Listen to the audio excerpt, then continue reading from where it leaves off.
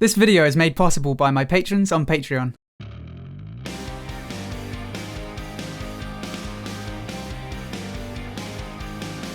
Hello everyone, my name is Ziamaro and welcome to Battlerite Sage. So, let's do another comp spotlight. This format seemed quite popular last time, so I'll likely be doing a few more of these. Let me know down in the comments about any other comps you'd like to hear about. Today though, we're going to be taking a deeper look at one of the more unusual team comps, Battleship comp. You've probably heard me talk about this before. In the preseason, this was one of my favourite comps to end up with. But what exactly is Battleship comp? In essence, it's a triple range comp with Paloma as your support, usually. There was a case of Red Canids playing this comp with Xander, and I've already kind of touched on that in another video, so you can go check that out in the card that I'll put up there somewhere. So the reason it's called Battleship is because of the insane range poke you have with 3 range champions. On most maps you'll have one ranged at the top, one ranged at the bottom, and then Paloma in the middle. And then if the 3 of you just hold mouse 1 and kind of walk towards the enemy, it's almost like the guns of a battleship. Obviously that's a very oversimplified way of looking at it. If you just hold mouse 1, you're going to trigger counters and all that other bad stuff. But at least now you know where the comp gets its name. But the thing is, you wouldn't just throw any 3 range champions together. There are some that work better than others in this setup. So first, let's take a look at the DPS cornerstone of this comp, VARESH. Honestly, you could play this comp without him, but it just wouldn't be the same. VARESH and Paloma work incredibly well together. There was even a time when VARESH Paloma was an insanely overpowered 2v2 comp. They cover each other's weaknesses incredibly well. VARESH does have a lot of ways of keeping himself alive. His Inhibitor's Guard on space, his Kinetic Energy on R, and of course his counter. VARESH is a notoriously hard champion to play, but a good VARESH can effectively weave those 3 abilities into their play and avoid a lot of damage. The only problem with VARESH is his lack of mobility. If he gets caught in a bad position with his R on cooldown, he can get punished pretty badly for it. And that's where Paloma comes in. Her other side offers him a get out of jail free card. And likewise, Paloma sometimes lacks self-healing, but VARESH can essentially face tank for her. He can body block all the shots while Paloma pumps him full of heals. With the help of VARESH's shield, Paloma's space damage reduction,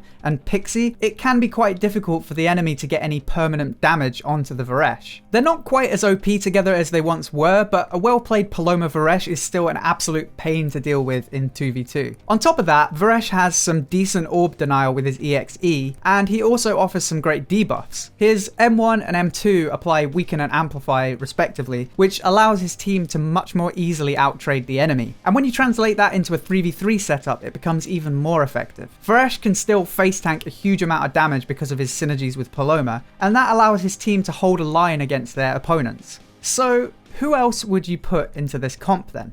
Well, there are a number of options for your 3rd slot, but as a general rule of thumb, most teams will go for a long-range pokey champion over an agile one. You could certainly make either Tyre or Esmo work, but they don't fit into the comp quite as well as all the other range champions do. To be perfectly honest, the champion you put in the last slot is somewhat dependent on the meta at the time. When Destiny was really strong, she was a solid pick, especially when her plasma wall could root people. Jimong and Jade both work pretty well thanks to their huge poke and zoning potential.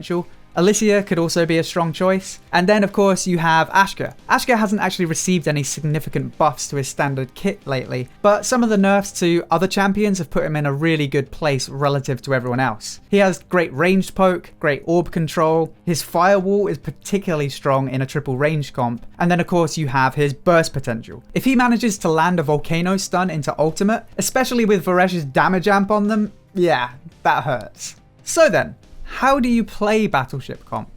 Well, it's actually quite simple. You deny as much space as you can at the start of the round with your range poke, and then you just punish anyone who makes a wrong move. If any melee engages onto you with their space, you bait whatever defensive they have and then just make them explode. You obviously don't have any melee to zone the enemy in this comp, so you make space by denying the enemy any space. You're essentially drawing an imaginary line and saying, hey, if you step across this line, you're going to explode. And if the enemy tries to pull you over to their side, you basically just use your mobility to get back out. And if you don't have any mobility, that's what Paloma's other side is there for. The main thing to keep in mind is your position relative to your team. Quite often when I end up with this comp in solo queue, one of the ranged champions might get impatient with the fact we're not making space and they'll go for a risky flank. don't do that. One of the main strengths of this comp is Paloma's spirit link with Shimmering Bond. If you line of sight her or put an enemy between you and her, you're not going to benefit from that. Because you're playing 3 ranged, as long as you stay in formation and in line of sight of each other, Paloma can almost always heal you. And with Shimmering Bond, she can heal a lot. Battleship comp is almost like a game of patience. At least in solo queue, the team that loses their cool in this matchup is the one that loses the round. If the enemy melee gets impatient, they might charge in and try to make space, at which point you destroy them. If one of you gets impatient and goes for a risky flank, you'll explode. Or maybe the Paloma will other side you, they'll see that you're split and they'll just pounce her while she hasn't got any cooldowns. So be patient, stay in line of sight of each other, and just punish the enemy for any mistakes they make.